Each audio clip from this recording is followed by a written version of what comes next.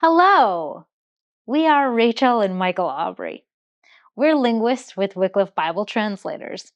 We study and create resources on the original languages of the Bible, Greek and Hebrew, to serve Bible translation around the world.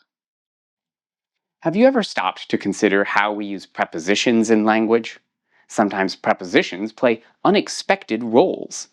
The English preposition on, for example, helps you talk about putting a book on a shelf or hanging a picture on a wall, and that despite the fact that shelves are horizontal and walls are vertical. The word on, though, can do a lot more. You can be on your guard in the dark of the night. You can make sure that a conversation stays on topic. Your car can die on you. Sometimes work puts a lot of pressure on you. A bank robber might draw his gun on you. And if that happens, the onus is on the thief to make it right. All these ways that the preposition on gets used in our everyday speech comes from metaphors. In English, we have all sorts of conventions where the pressure or weight of an object on top of another becomes a useful metaphor for talking about our daily lives. If I say, "My car died on me," you understand that I'm experiencing a burden of one kind or another. Maybe I didn't make it to my doctor's appointment. Maybe I'm facing the financial burden of fixing the car. Maybe I was stranded and had to walk home in traffic. The same thing is true in the original languages of the Bible, too. Biblical Greek has a preposition that is similar to on. It's called epi. Like on, the speakers and writers in the New Testament used it for stacking one thing on another. In Luke 11:33, Greek epi is used to talk about putting an oil lamp on its stand rather than under a bowl. The oil lamp is stacked on the stand to illuminate the room. This is an example of a P used in space to talk about putting objects in places. Luke 11:33 says, "No one lights a lamp and puts it in a place where it will be hidden or under a bowl. Instead, they put it on a P, its stand, so that those who come in may see the light." In Colossians 3:12-14, Greek epi is used to talk about something a little more abstract. As God's chosen ones, Paul instructs his readers to clothe themselves with what? To clothe themselves with compassion, kindness, humility, gentleness, patience, and forgiveness. On, epi, all these things, add love. In these verses, good qualities are treated like garments. As you put them on yourself, you add one garment on another, each of different quality, until you've added love as the final garment, which binds them all together. And on a P, all of these things add love, which is the bond of perfection. That's Colossians 3:14. We've adapted it from the NIV. Most English translations say to all these things because the phrase add to is a natural English expression.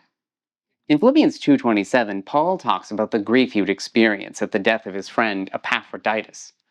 God's mercy not only saves the life of Epaphroditus, but it also affects Paul personally. For indeed he was sick, coming near to death.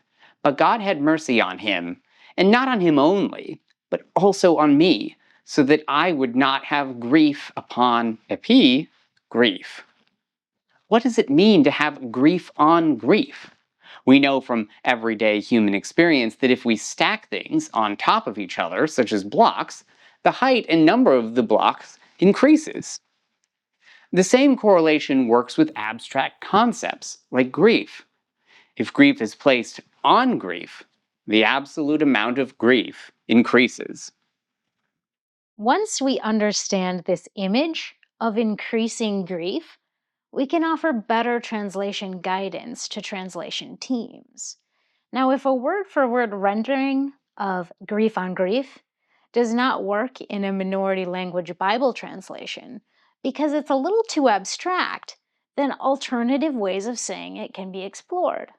We might ask a translation team for a more natural way of speaking about great sorrow or a great cause for weeping in a language. Jesus concludes his Sermon on the Mount in Matthew 5 through 7 with a warning about the importance of putting his teaching into practice. Living according to Jesus' teaching is like building a house on a strong foundation. Therefore, everyone who hears these words of mine and puts them into practice is like a wise man who built his house on the rock. The rains came down, the streams rose, and the winds blew and beat against the house, yet it did not fall, because it had its foundation on the rock. Jesus says these words about obeying his teaching at the end of the Sermon on the Mount. If his followers put his words into practice, then they are building on a firm foundation, the rock.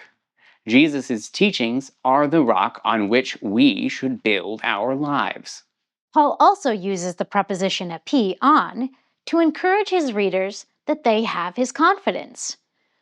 2 Thessalonians 3:4 says, "And we have confidence in the Lord about you, that you are doing and will do the things that we command." Likewise, Luke describes people coming to faith using the same preposition, epi. This abstract function of epi is based on a metaphor.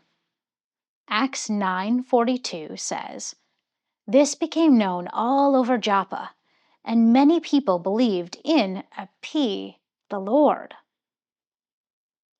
A rock is a strong foundation, worthy of a house, in ways that sand is not. Similarly, confidence also requires a strong foundation.